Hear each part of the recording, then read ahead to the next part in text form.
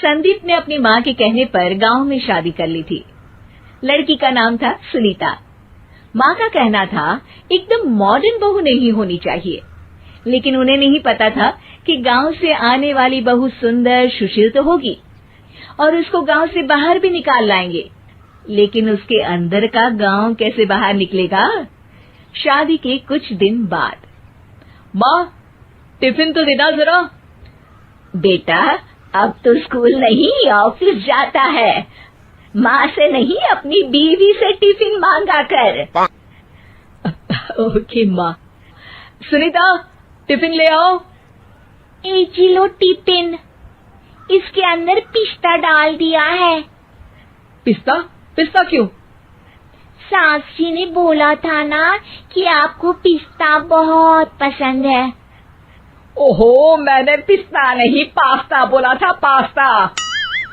Pasta? कहीं होता है पास्ता? अरे बेटी तू रहने दे, मैं बना दूंगी।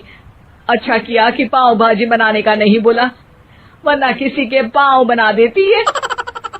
सुनीता को बुरा लगता है, लेकिन उसकी नादान हरकतें कम नहीं होती। ऐसे ही एक दिन, अरे तुमने ये क्या लगाया है? अरे आप वो फूस फूस करके लगाते हैं ना, वही। डियो? का दियो? किसको दियो? अरे वही ना जिससे खुशबू आती है। हाँ हाँ सही पकड़े हैं। अच्छा लेकर तो आना। कौन सा डियो लगाया तुमने? अभी लेकर आते हैं जी। संदीप की बात मानकर सुनीता अंदर से खुशबू वाला फुसफुस लेकर आती है। ओएमजी! ओएमजी मतलब ओ माय गणेश ना। अरे ओएमजी छोड़ो, ये खुशबू वाला फुसफुस की बात कर रही थी तुम? हाँ इसी की, फिर से सही पकड़े हैं। अरे देवी, लेकिन आप सही नहीं पकड़े हैं, ये डियो नहीं है। डियो नहीं है तो क्या लियो है? अरे ये रूम फ्रेशनर है, जिसको कमरे में छिड़कते हैं, खुद पर नहीं।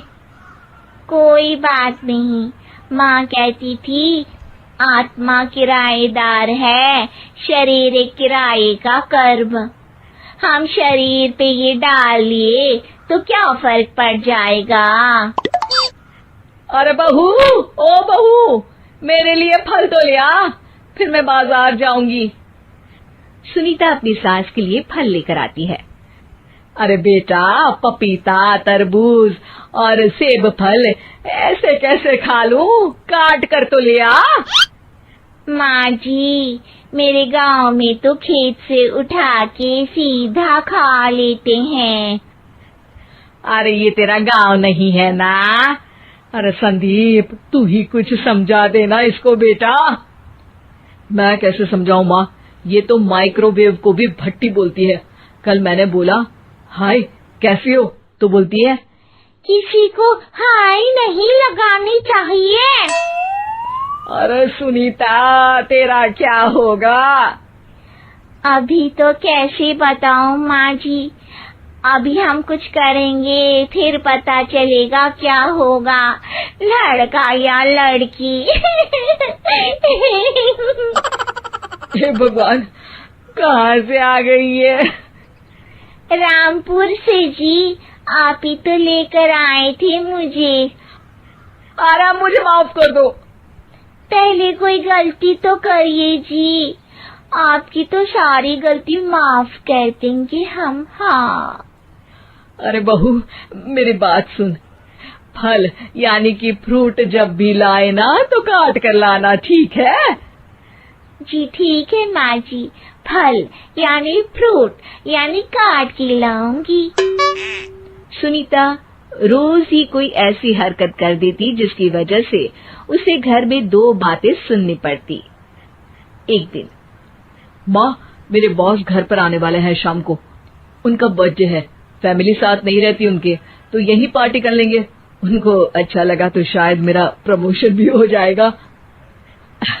मैं ना फ्रूट केक लाकर फ्रिज में रख दूंगी और तेरे साथ आज खाना मैं बनाऊंगी, ताकि जब साहब आए तो खाने में कोई गड़बड़ ना हो। शाम को जब सारी तैयारियां हो जाती है, संदीप के साथ बड़े साहब भी घर आते हैं। फ्रूट केक तो ले आना बहू, फिर खाना खाएंगे। अरे इस सब की क्या जरूरत थी, आपने बुलाया वही काफी है। सर, आपका परिवार शहर में नहीं है, तो हम ही आपके परिवार जैसे हैं सर। इतने में ही सुनीता फ्रूट केक लेकर आती है और बड़े साहब की टेबल पर रख देती है, और जैसे ही केक के ऊपर का बॉक्स हटाती है, ओह, ये क्या है? केक तो कटा हुआ है, मैं तो ऐसा नहीं लाई थी। आप मुझे शाबाशी दे सकती है माँ जी, मैंने ही केक काट दिया। आपने कहा था ना, फल यानी फ्रूट यानी हमेशा काट के लाना, तो फ्रूट केक भी तो फ्रूट ही है ना, तो मैंने पहले ही काट लिया। हूँ ना मैं समझदार। अरे बहू, ये क्या किया? केक हमेशा वही काटता है जिसका जन्मदिन होता है। तुझे एक बात भी समझ नहीं आती, एक नंबर की बेवकूफ है। पूरा माहौल बिगड़ चुका था। संदीप को लगने लगा था कि साहब उसे प्रमोशन तो दूर की बात है, कहीं डिमोशन ना दे दे, लेकिन साहब बीच में ही बोल पड़ते हैं। अरे कोई बात नहीं, ये इनकी बेवकूफी नहीं है, इनका भोलापन है। बेटा आप कहाँ से हो? रामपुर गांव से। अरे वाह, गांव से? फिर तो आपके गांव में ताजे फल और सब्जियां मिलते होंगे। हाँ, सही पकड़े हैं, हम तो काटते भी नहीं, सीधा खा लेते हैं। मैं ना एक बार तुम्हारे गांव घूमने जरूर चलूंगा। क्यों संदीप, ले चलोगे ना? मुझे गांव घूमना बहुत पसंद है। बस फिर क्या था, संदीप और सास दोनों खुश हो गए, क्योंकि साहब को सुनीता ने गांव की बात करके खुश कर दिया था। अब संदीप का प्रमोशन पक्का था। शिक्षा, कभी भी किसी भी गलती पर घबराना नहीं चाहिए।